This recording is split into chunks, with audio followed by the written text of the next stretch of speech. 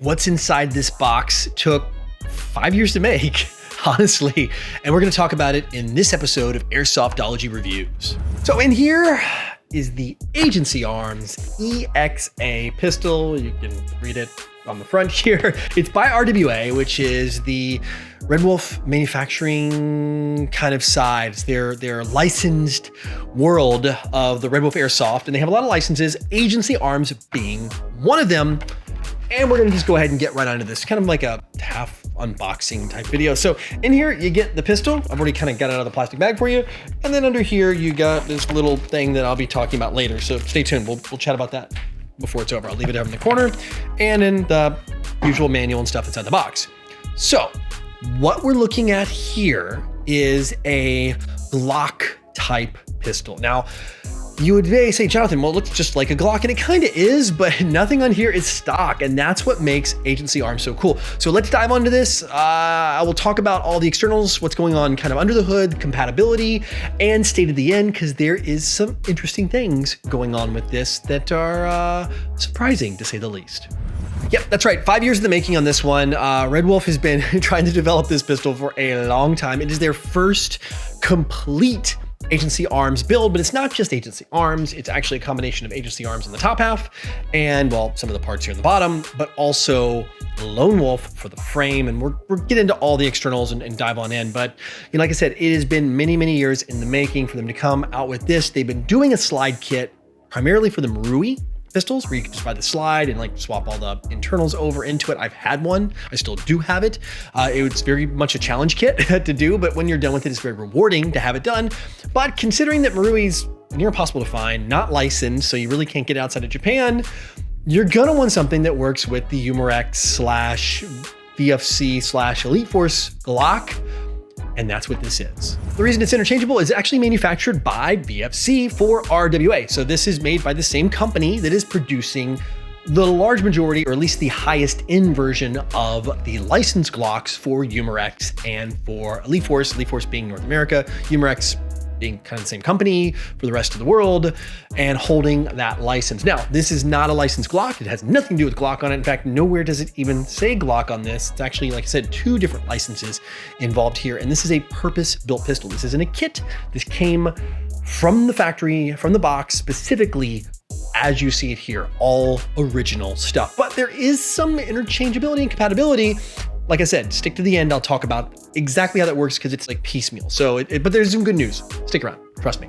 All right, we'll cover the outside real quick. As you can see here, highly stylized upper receiver, upper slide here. Got a lot of serrations that run down the front, which you don't normally see on a regular Glock slide. Serrations in the back, got serrations in the top, so you can kind of do the rackety, however you want to rack this thing, you can do it. You got good grip on there. They're not so aggressive that they're like painful or anything, but they definitely have enough that you can grab it and you can kind of, you know, do what you got to do if it's the front, the rear, RIP headphone users.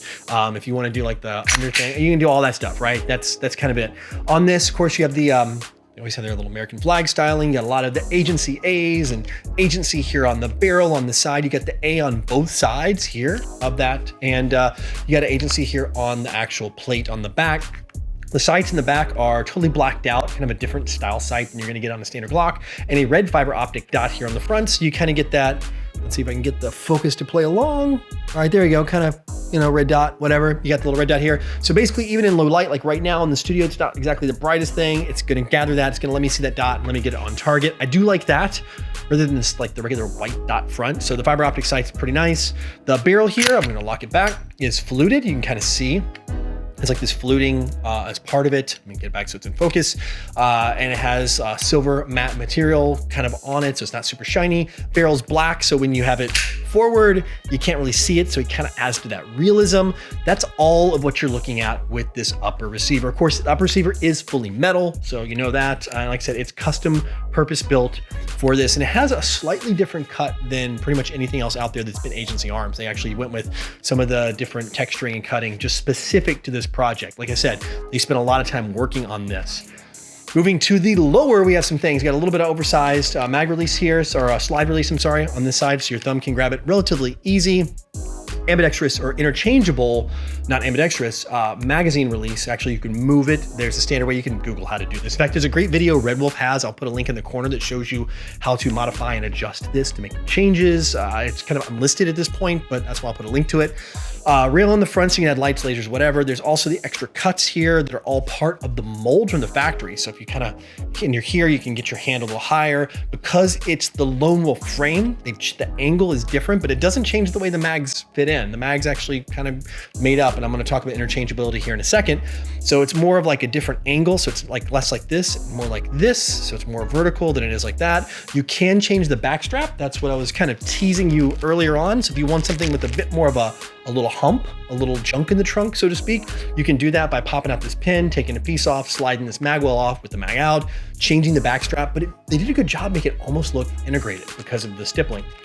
And I guess we'll get to the stippling because this isn't stippling, it's part of the mold actually, but it really looks good. It's called shark skin, is kind of what they called it. And they added this raised stippling and everything. You can over stipple it if you want to, because since it is part of the mold, it's not been melted down, which is kind of cool. So in fact, it actually is built up a little bit. So it gives you extra material to work with. So you can over stipple it if you want something more aggressive. I think it feels great. It's got some like grit to it, but not so much it bites your hands. And that's what I like. A lot of stippling gets a little painful, you know, on there. And this one is in the mold. In fact, this even got it like up here where your finger is and like this area. So when you're grabbing everything, it's like right in the right spots. I think they did a really good job on that, to be honest with you. I do like this part of the Lone Wolf frame, because the Lone Wolf, it's the Timberwolf lower frame that we haven't seen since like SOCOM Gear did their pistol like forever ago. They did a Timberwolf like pistol, God, like 5, 6 something years ago, a long time ago, more than that.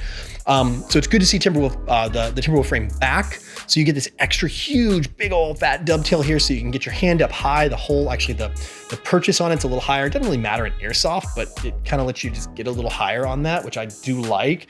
And it's out back, so no matter how you grab this, you're not gonna have that slide bite to get the fatty part of your hand. Those are all the features. In fact, there's even a little bit of that mock stippling here in the bottom that has some aggression, so you can reach, you've got all that. I think overall it's pretty cool. Rounding it out at the bottom, they do have a flared Magwell. There's actually addition to it, like it's actually on. You can take it off if you want. I don't see why you'd want to do that. Having a flare Magwell is pretty darn cool. Lone Wolf trades here kind of in the side of the slide. And that's about it. Oh, to let you know on the back, if you look, this one has like horizontal stripes. That's for the flat version. There's like a grid pattern, like a check pattern on the one that's going to be more hump, more rounded. I might swap mine out. As much as I like this, I like a little bit of just that batter feel in my hand. So I might go with that. Rounding out the trigger, it's a polymer Agency Arms trigger. It is fully adjustable. So you can actually, there's a tiny little Allen key hole in here. You can take the Allen key, put it in there, make some adjustments, and you can take this trigger all the way up so there's no slack. You know, a lot of pistols, you have like the slack where it starts, and then you get to the point where it's gonna break, and then it breaks and fires. So in this one, you can take it all the way up so it's right to that breaking point, but the integrated safety here, that's part of the trigger, that little bitty extra piece that's kind of like, I'll put my hand back here. Yeah, that little small piece that's in the middle, that's the extra like safety. So if I don't press it, the trigger won't go back. It still functions, which is cool because it's purpose built for this. So now moving to the magazine, good news, even though it has this nice +2 base plate, it's still just a standard G-Series magazine, 23 rounds. It comes with a green gas one. This is interchangeable with your Umarex mags. It's interchangeable with like the WE, I guess. It's interchangeable with, I even put out of the Novrich SSP-18, which is a KJW. I use the CO2 mag in here and it works, fits and feeds and cycles.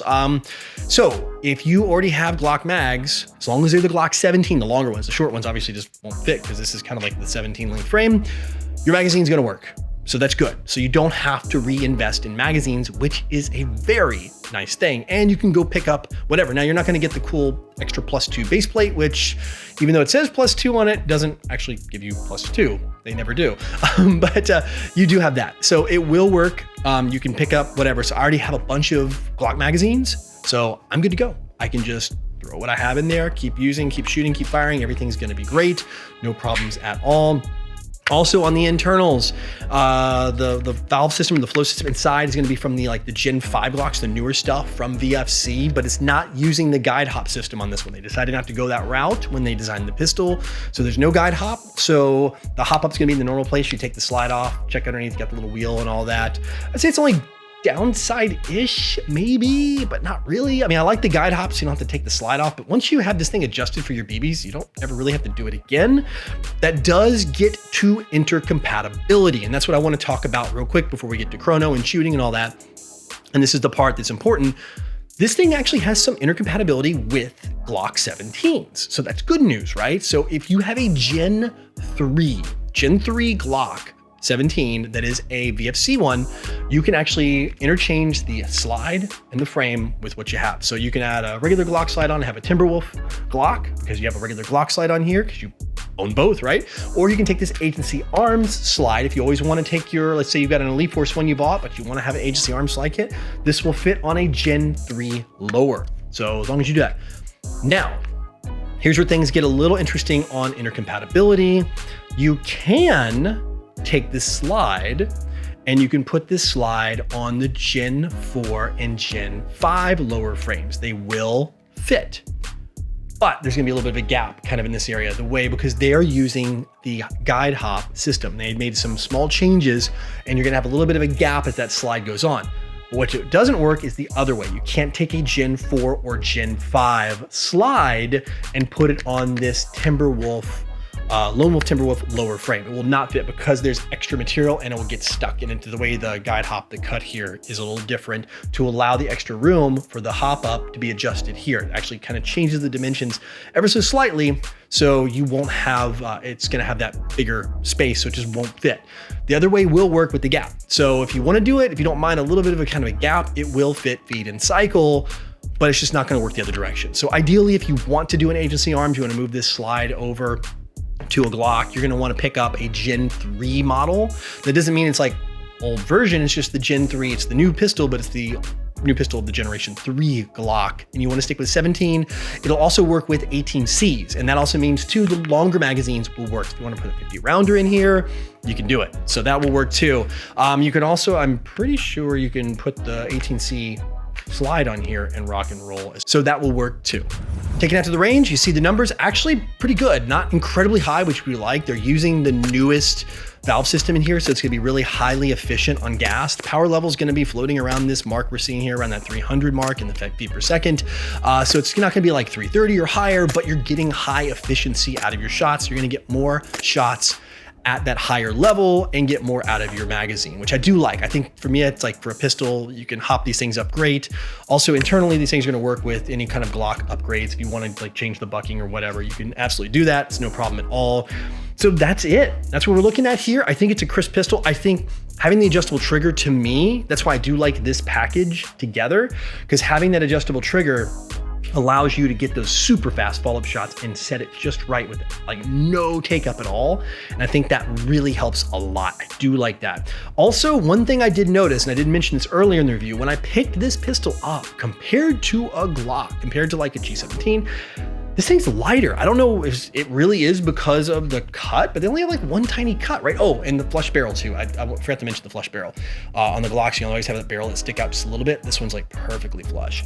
This is something you're interested in. I think it's really good. I mean, the price point too, I was expecting them because like the slide kits are just so expensive. So I was like getting ready for like something crazy expensive. This really isn't that bad. I mean, it's definitely a premium pistol, but you're not gonna pay actually that much more than like a standard Glock. So if you're looking for something to stand out, to look different, to have that tuned, and I mean, you guys know agencies, like you're picking up a real agency mod on your pistol, you have to send it in and they have to do all this stuff to it. It costs a fortune. Like it is super hyper premium, right? And to get this in a pistol for what they're selling it for, which I'll have a link below to their website if you want to see it. I'm not getting paid or anything if you click the link, so don't worry about that. But if you have a link below, if you want to check it out or whatever, and get an idea on pricing and stuff. Remember, that's gonna be like Hong Kong pricing. They're gonna be probably doing distributing to other countries, so kind of look for your local shops. Anywhere you can get RWA stuff, you should be able to pick this up when they drop. So yeah, overall, I really don't see, unless you just don't like the Timberwolf frame, some people don't. It grows on me. I think it looks cool. It looks just different. And one more thing, this will fit in your Glock holsters. So if you've got a G17 holsters, if it's a G17 or G18, it's gonna fit right in. Even with the light, without the light, whatever. They are Glock holster interchangeable no problem. And that was something that they did during the development process too, which is good to know, because that way, you know, again, now you don't have to like go source another holster to fit your pistol in because you want a tuned up Glock or something. So anyway, check it out. It's the Agency Arms EXA pistol. I think it's definitely worth a look if you're into kind of like cool custom pistols, but you like the Glock thing. Definitely one you want to take a look at. I think they've done a great job with it. It's got some tuning potential, I think. I think for just for the trigger itself, to me, it's kind of neat. And I kind of like the extended just the look of it and the flared Magwell. You get a lot for what you pay for, honestly. And I want to know if you pick one of these up, if you plan on picking one up, if you just don't like the Timberwolf frame. Some people don't. I mean, you can swap it. You can buy an Elite Force one and do the mixy matchy. Let me know in the comment section below. I'm all ears. I'm kind of curious to hear what you guys think of this pistol and maybe Glock tuning. And this is maybe the first of many like kind of like this style pistol we're gonna see out there with people that are doing pre-put together specialized tuned up Glocks. So anyway, let me know. I'll be down in the discussion, joining you there, talking about this and hopefully maybe trying to answer some questions since it's kind of new and you might have something I haven't covered here. So until next time, go out, play some Airsoft, mash the sub button, give me a thumbs up too if you enjoyed the content and you feel like you got value out of this video. But no matter what you do, call your freaking hits.